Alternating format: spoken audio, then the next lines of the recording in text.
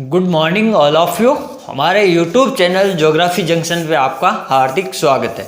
आज हम बात करेंगे कि जो जनजातियाँ होती है, जैसे अपन बात कर रही थी पहले सेमांग और अपन ने बात की थी एक पिग्मी जनजाति की। आज हम बात करेंगे बुशमैन जनजाति के बारे में कि बुशमैन जनजाति कहाँ पर पाई जाती है, उसका क्षेत्र क्या है, उसकी अर्थव्यवस्था का आधार क्या है, या वो मुख्य रूप से क्या व्यवसाय करती है, या उनकी भोजन व्यवस्था क्या है, या अपन बात करेंगे उसका जो रीति रिवाज यानी सामाजिक जो संगठन है वो किस प्रकार से है, या वो कौन से भौगोलिक क्षेत्र में रहती है।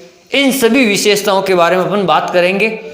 जैसे अपन बात करते हैं सबसे पहले जो आपकी जनजाति है कालाहारी, जो बुशमैन, ये जो बुशमैन जनजाति है ये आपके कालाहारी मरुस्थल में रहती है। मुख्य रूप से आपको ये ध्यान रखना है कि जो बुशमैन जनजाति है ये कहाँ पर रहती है, तो कालाहारी मरुस्थल में रहती है। और कालाहारी मरुस्थलीय क्षेत्र है तो आपको पता होना चाहिए ये एक उष्ण प्रकार का क्षेत्र है। किस प्रकार? उष्ण प्रकार का, जहां पर तापमान हमेशा उच्च रहेगा, वर्षा की मात्रा बिल्कुल कम रहेगी और मिट्टी में नमी की आर्द्रता बिल्कुल कम रहेगी, और जो आपके जो पेड़ पौधे वनस्पति वगैरह बिल्कुल छोटी छोटी वनस्पति कंटीली झाड़ियाँ वगैरह होगी, तो अपन इस प्रकार से समझ सकते हैं। और पेड़ों की जो पत्तियां बिल्कुल छोटी होगी, जड़ें लंबी होगी, ये सब क्या है, मरुस्थल की एक विशेषता है। यानी वहाँ का जो भौगोलिक वातावरण वो किस प्रकार का, वो इस प्रकार का वातावरण है, यानी वर्षा की कमी है, और अपन कह सकते हैं आर्द्र मरुस्थल है, शुष्क मरुस्थल है, और वहाँ पर जो वनस्पति बिल्कुल छोटी छोटी है और सूखी सूखी वनस्पति, हरी भरी वनस्पति नहीं है।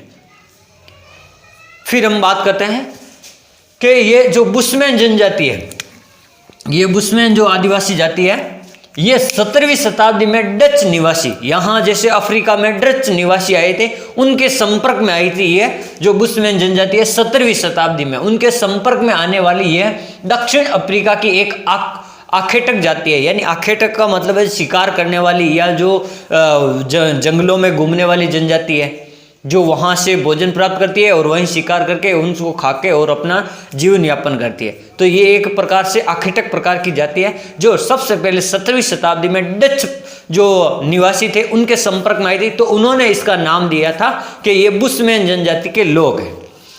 तो आने वाले जनजाति के लोगों के आने के वाले लोगों को उन्होंने बुशमैन कहा था, और ये बुशमैन आपके मुख्य रूप से कालाहारी मरुस्थल में रहते हैं।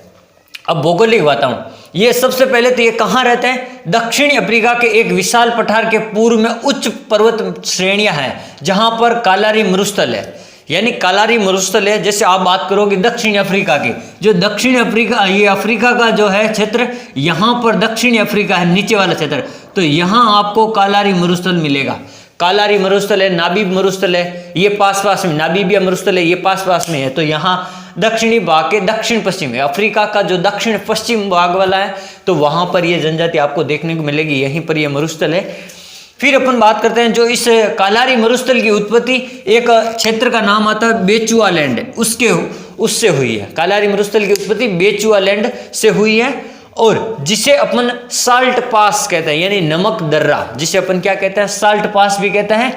और जो ये कालाहारी मरुस्थल में कहां पर रहती है, तो ये देखो आपके गामी झील से लिम्फोफो तथा नोसेब नदियों के मध्य एक लिम्फोफो नदी है जो मकर रेखा को 2 बार काटती है। एक तो ये ध्यान रखना, आपकी दक्षिण अफ्रीका की लिम्फोफो नदी मकर रेखा को 2 बार काटती है, और दक्षिण अफ्रीका की एक कांगो नदी है जो कर्क रेखा को 2 बार काटती है।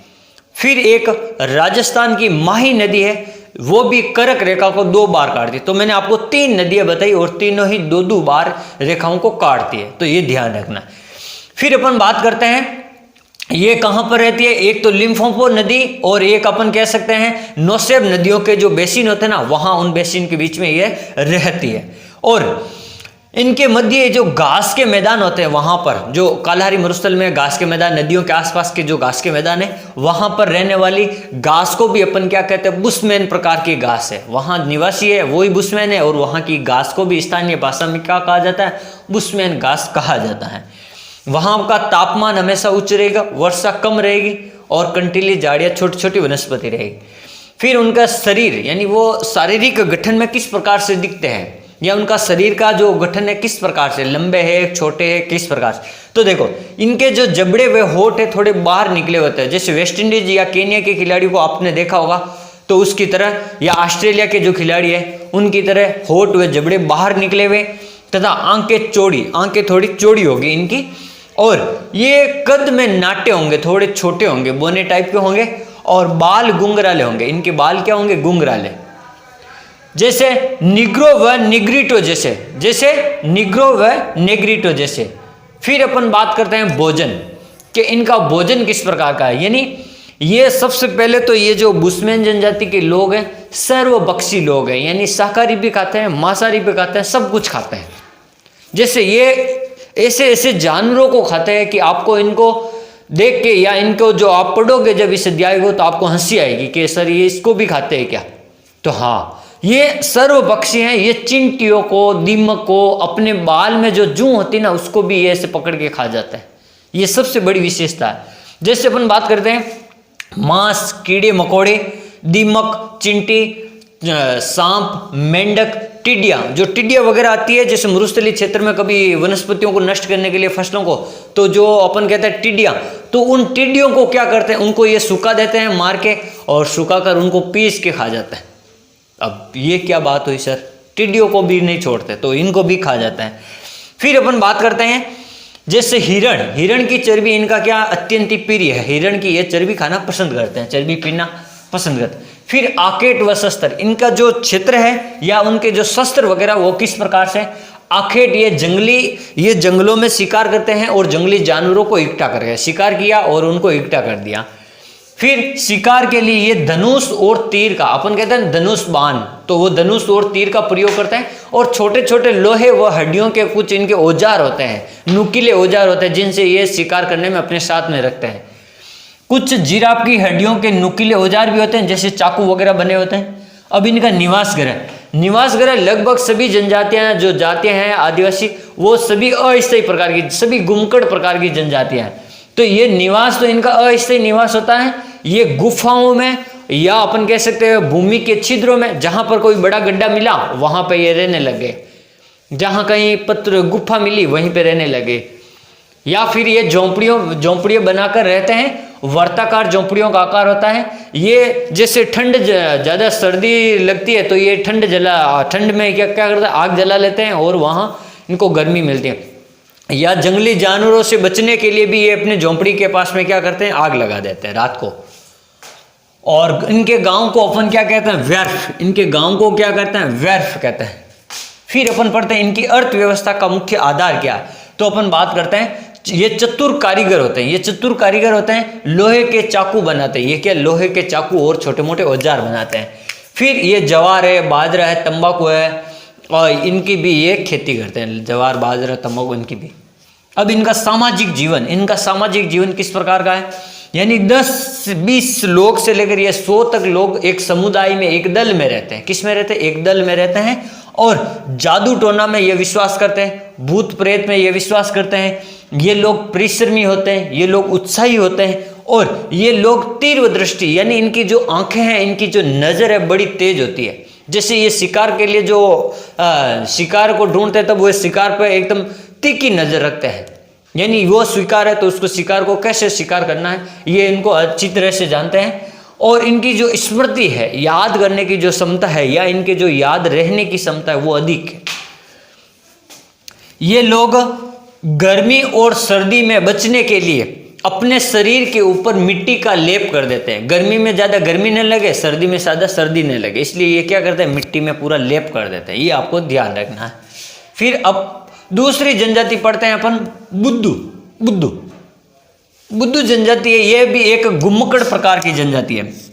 लगभग काफ़ी अधिक से अधिक जनजातियां आप पढ़ोगे विश्व स्तर पर, तो सबसे ज़्यादा जिस महाद्वीप में आपको जनजातियां मिलेगी वो महाद्वीप है आपका अफ्रीका महाद्वीप, क्योंकि ये एक अविकसित महाद्वीप है, अभी पूर्ण रूप से विकसित नहीं है। यहाँ पर सभी देश विकासशील है, और अभी जनसंख्या यहाँ की जो क्या है, आदिवासी प्रकार की, पिछड़ी हुई प्रकार की जनसंख्या है। यहाँ पर अभी संभावनाएं ज़्यादा है, लेकिन अभी विकास बिल्कुल कम हुआ है, इसलिए इस महाद्वीप को अपन अंध महाद्वीप भी कहते हैं। अफ्रीका महाद्वीप है, ये आपको ध्यान रखना है, अविकसित महाद्वीप। मध्य सीरिया से लेकर दक्षिण में अरब के मरुस्थल तक ये फैला हुआ। जो ये बुद्धू जनजाति है मध्य सीरिया से लेकर अरब, जैसे अपन कहेंगे नेफद है, हम्मद है जो मरुस्थल है, दस्त उल खली है, रुब अल खली मरुस्थल है, वहां पर ये जनजाति रहती है। दक्षिणी पश्चिमी एशिया के पशुपालक जनजातियों को सामूहिक रूप से इन्होंने क्या कहा जाता, बुद्धू जनजातियों को अनाजा कहा जाता। सामूहिक रूप से जो बुद्धू जनजाति है दक्षिण पूर्वी एशिया में रहने उनको अनाजा कहते हैं। क्या कहते हैं? अनाजा। इनका जो मुख्य व्यवसाय है ये क्या करते हैं? ऊंट पालन करते हैं। जैसे पशुपालन है इनका व्यवसाय, तो पशुपालन में सबसे ज्यादा ये क्या? ऊंट को पालते हैं। यमन, ओमन, अदन के क्षेत्र और अरब के मध्यवर्ती क्षेत्रों में, यमन है, ओमन है, ओमान है, या अपन कह सकते हैं अरब के मध्यवर्ती क्षेत्रों में इनके कुछ निवास स्थान है। यहाँ पर यह बुद्धू जनजाति रहती है। अब भौगोलिक जो विशेषता, ये तो आपको पता है, ये अरब में रहती है। तो देखो वहाँ हल्की मरुस्थल है, अरब मरुस्थल, तो हल्की बारिश होगी, छोटी छोटी झाड़ियाँ होगी, कम वर्षा के साथ छोटी छोटी झाड़ियाँ होती, सूखी सूखी झाड़ियाँ, दूर दूर घर होंगे, अस्थायी घर। फिर इनके जो शारीरिक गठन है, शरीर किस प्रकार का होता है? जैसे हल्का गेहूं रंग, इनका जो हल्का गेहूं रंग होता है, चेहरा लंबा व छोटा होता है। चेहरा क्या एकदम लंबा और थोड़ा छोटा होगा, लंबा और छोटा। बाल गुंगराले काले होते हैं। बाल किस प्रकार के होते हैं? गुंगराले काले होते हैं। और काकेसाइड व निग्रिटो के समान ये दिखते हैं। काकेसाइड और निग्रिटो के समान ये शकल में दिखते हैं, या अपन कह सकते हैं शरीर में दिखते हैं। वस्त्र, ये लंबे चोंगे व पायजामे पहनते हैं। लंबे कुर्ते, अपन कहते हैं लंबा चोंगा, ये अपन कहते हैं चौड़ा पायजामा, तो वो ये लंबे चोंगे व पायजामा पहनते थे। सर पर टोपी बांधते थे, या सर पर वो जो मफलर होता है ना, अपन कहते हैं ना, वो बांधते थे, या अपन कहते हैं स्कार्फ, जो लेडीज होती थी वो स्कार्फ लगाती थी। फिर इनका जो भोजन, मक्का, जवार, बाजरा, खजूर, पेड़, और ये भेड़ और ऊंट, बकरी का पालन के साथ साथ इनके दूध का भी सेवन करते थे। तो ये अपन कह सकते हैं ये जो है लगभग शाकाहारी के रूप में है। मक्का, जवार, बाजरा, खजूर, गेहूं और भेड़ और ऊंट का दूध का सेवन भी करते थे, और कुछ लोग मांसाहारी भी थे। अब अपन बात करते हैं इनकी अर्थव्यवस्था। इनकी अर्थव्यवस्था का मुख्य आधार था ये भेड़ है, बकरी है, ऊंट है। इनका क्या करते थे? पालन करते थे, पशुपालन करते थे। ये क्या करते थे? मुख्य रूप से पशुपालन का काम करते थे। और ये मौसमी प्रवास, यानी ये जब ये अरब के मरुस्थल में रहते थे तो ये मौसमी प्रवास करते थे।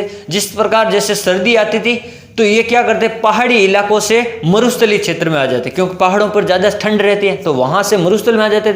जैसे ही गर्मी आती तो ये मरुस्थल से वापस पहाड़ी इलाकों में चले जाते, क्योंकि मरुस्थल में गर्मी है और उस समय मौसम पहाड़ों का सुहावना रहता। तो ये क्या कहते? स्थानांतरणशील लोग थे या परिवर्तनशील, ये प्रवास करते थे ऋतु दर ऋतु, यानी मौसम दर मौसम। ये क्या करते थे? अपना प्रवास चेंज करते रहते थे। तो इस प्रकार आज हमने पढ़ा कि एक बुद्धू जनजाति कहाँ रहती है और एक जो आपकी बुश्मेन जनजाति, इन दोनों जनजातियों की अर्थव्यवस्था, भोजन, अस्त्र शस्त्र, या अपन कह सकते हैं सामाजिक परिवेश, इन सब के बारे में अपन ने अध्ययन किया। Thank you.